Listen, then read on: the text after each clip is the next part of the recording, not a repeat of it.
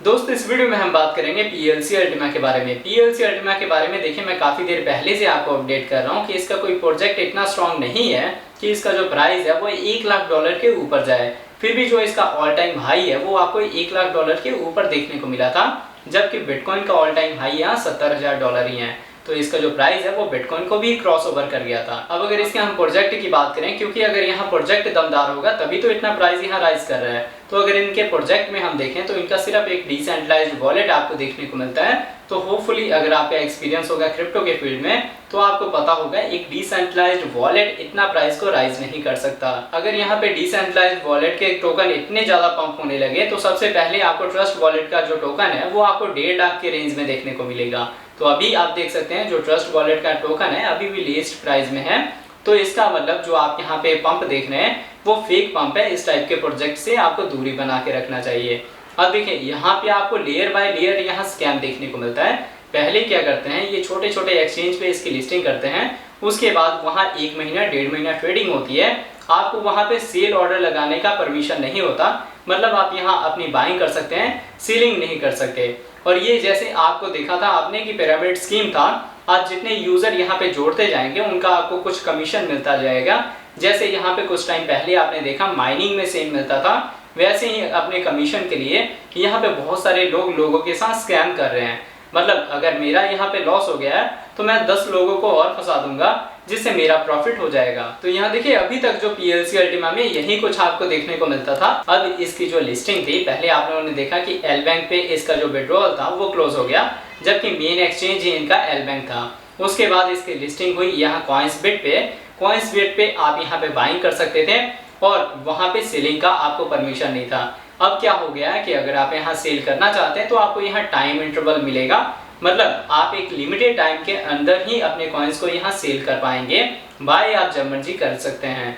अब देखिए सेलिंग के लिए क्या रेंज मिल जाएगा, आप यहाँ पे इंडियन टाइम इंटरवल के अकॉर्डिंग सुबह 11 बजे से लेके और शाम के 6 बजे तक अपने कॉइन्स को सेल कर सकते हैं। उसके बाद अगर आप चाहें तो अपने कॉइन्स को यहाँ सेल नहीं कर पाएंगे, आपको यहाँ पे सेल ऑर्डर का जो परमिशन है वो नहीं मिलेगा। अब देखिए अगर आप यहाँ अगर 1 साल से भी ट्रेडिंग करते हैं तो आपने यहाँ पे देखा होगा किसी भी प्रोजेक्ट में किसी भी टोकन में आपको ये चीज देखने को नहीं मिली है। आप जब मर्जी चाहें 24 घंटे में किसी भी कॉइन को बाय कर सकते हैं, किसी भी कॉइन को यहाँ सेल कर सकते हैं। पर पहली बार आपको यहाँ पीएलसी अल्टीमा में यहाँ टाइम इंटरवल देखने को मिलता है, जो कि एक बहुत बड़ी चीज है। और ये सिर्फ इसीलिए पॉसिबल है क्योंकि जो ये स्कैम है इसको बहुत जने मिलके यहाँ प्रमोट कर रहे हैं। तो अगर आपकी यहाँ पे इन्वेस्टमेंट है पीएलसी अल्टीमा में तो आप कोशिश करें अपना प्रॉफिट बुक करके एग्जिट करने का। और अगर आप यहाँ न्यू इन्वेस्टर हैं और प्लान बना रहे हैं पीएलसी अल्टीमा में इन्वेस्टमेंट का तो प्लीज इससे दूर ही रहें।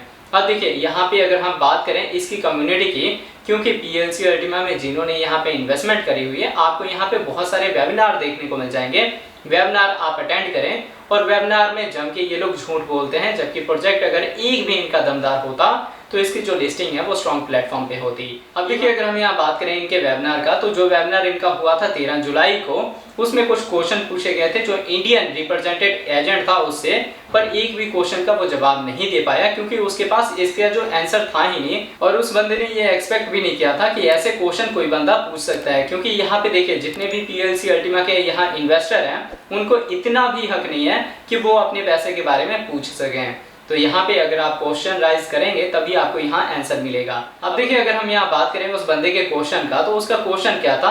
पहला क्वेश्चन था उसका कि जब यहाँ पे लिस्टिंग हुई पीएलसी अल्टीमा के बी बॉक्स पे तो आप लोगों ने कहा कि आप बाइंग करो और बाय करके इसको होल्ड करो। एलेक्स ने खुद कहा था कि सितंबर से पहले कोई भी इसको विड्रॉ नहीं कर पाएगा या सेल नहीं कर पाएगा। तो आप लोगों ने बिना कम्युनिटी को इन्फॉर्म किए विड्रॉ का ऑप्शन क्यों अनेबल किया, लोगों ने यहाँ से विड्रॉ क्यों किया। अब देखिए उस बंदे का यहाँ दूसरा क्वेश्चन था कि जब आप लोगों ने यहाँ पे एल बैंक पे पीएलसी अल्टीमा की लिस्टिंग करवाई, सबको आप लोगों ने कहा कि आप लोग यहाँ बाइंग कर सकते हो और यहाँ पे विड्रॉल आप लोगों ने सस्पेंड कर दिया।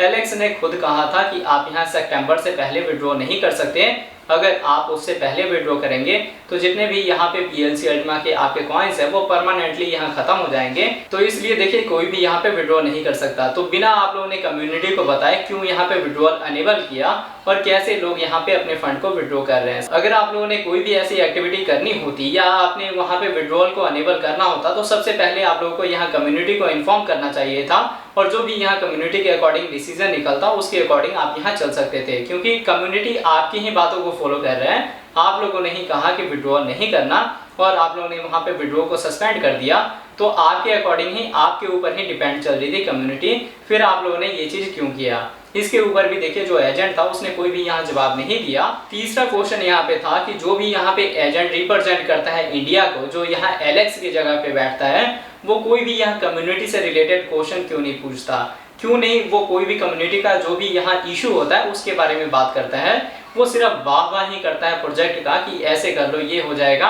या फॉर्मिंग हो जाएगी, कुछ भी हो जाएगा। आप लोगों को यहाँ चाहिए था कम्युनिटी के जो भी यहाँ इशू आते हैं, जो क्वेश्चन आते हैं, उसको आप पुट करें और उसको आप लोग शॉर्ट आउट करते हैं। बट एक्चुअल में देखिए ये तीनों जो क्वेश्चन थे तो जेन्युइन, बट जो यहाँ पे बंदा था रिप्रेजेंट कर रहा था एलेक्स को, उसके पास इन तीनों क्वेश्चन के जवाब नहीं थे। कोई भी अगर यहाँ दमदार चीज होती है तो उसके बारे में नॉलेज इनको होता प्रोजेक्ट का। अगर आप यहाँ A to Z कोई भी अगर प्रोजेक्ट उठा लें जिसकी आप किसी भी एक्सचेंज पे लिस्टिंग देखते हैं, सबसे पहले आपको उसके प्रोजेक्ट के डिटेल के बारे में पता लगेगा।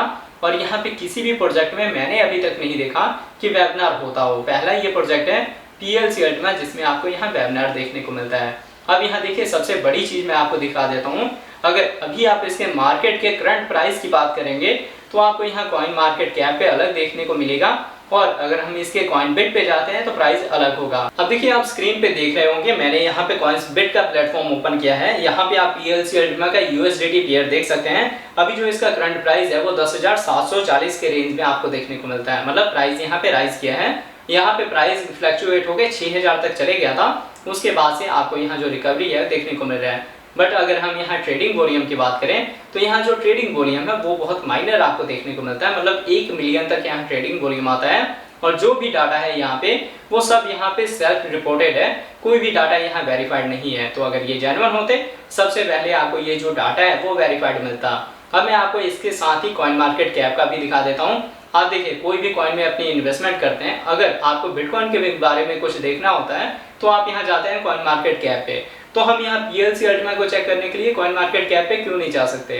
अब आप देख सकते हैं, अब हम आ गए हैं कॉइन मार्केट कैप पे। यहाँ अगर हम PLC अल्टीमा के प्राइस की बात करें तो आप देख सकते हैं 6,500 के रेंज में देखने को मिलता है। मतलब आप देख सकते हैं कितना जो डिफरेंस है आपको देखने को मिल रहा है। कॉइनबिट पे कुछ अलग है और आपको कॉइन मार्केट कैप पे प्राइस कुछ अलग देखने को मिलता है। इसके साथ ही अगर हम इसका जो ट्रेडिंग वॉल्यूम वगैरह चेक करते हैं तो आप देख सकते हैं इसका जो 24 आवर में फ्लक्चुएशन है वो आपको 6,500 से लेके 6,900 के बीच में देखने को मिलता है। यहाँ पे जो 24 घंटे का फ्लक्चुएशन है आपको 6,000 के रेंज में ही देखने को मिल रहा है, जबकि यहाँ कॉइनबिट पे जो इसका प्राइस है वो 10,000 के रेंज में है। तो ये जो चीजें हैं ये कहीं ना कहीं देखें मैच नहीं करती। अगर ये करेक्ट डाटा होता तो दोनों जगह आपको सेम देखने को मिलता है, जैसे हम यहाँ बिटकॉइन के केस में देखते हैं। अब देखिए अगर हम यहाँ इसके 24 आवर के ट्रेडिंग वॉल्यूम की बात करें तो ये आपको 1 मिलियन देखने को मिलता है। बहुत कम इसका ट्रेडिंग वॉल्यूम है। अगर यहाँ पे इतनी इन्वेस्टमेंट करके और इसका जो प्राइस है 10,000 तक आप लेके जाना चाहें ये भी नहीं जाएगा। यहाँ पे देखिए बेसिकली हो क्या रहा है कि जिन लोगों को यहाँ क्रिप्टो करेंसी की नॉलेज नहीं है उनको यहाँ फॉर्मिंग में डाला जाता है, उनसे यहाँ इन्वेस्टमेंट कराई जाती है, और एक्चुअल में उन बंदों को पता ही नहीं होता कि उनका यहाँ से रिटर्न कुछ भी नहीं देखने को मिलेगा। अब देखिए अगर आप यहाँ क्रिप्टो मार्केट में आए हैं तो सबसे पहले आप अपनी नॉलेज को यहाँ इंप्रूव करें। आपकी नॉलेज यहाँ पे गेन होगी, उसी के बाद आपको पता लगेगा किस प्रोजेक्ट में आपकी यहाँ इन्वेस्टमेंट करनी चाहिए, कौन से प्रोजेक्ट में अपनी इन्वेस्टमेंट से हमें बचना चाहिए। क्योंकि देखिए अगर हम यहाँ क्रिप्टो की बात करें तो आपको सिर्फ 10% जो कॉइन्स हैं ऐसे मिलेंगे जो प्रोजेक्ट बेस्ड हैं, बाकी 90% आपको ऐसे देखने को मिलेंगे जिनका कोई भी प्रोजेक्ट नहीं है और वो कभी भी यहाँ से भाग सकते हैं। तो अगर आपको यहाँ नॉलेज होगा तभी आपको यहाँ क्लियर हो पाएगा कि कौन से 10% वाले में अपनी बाइंग करनी है।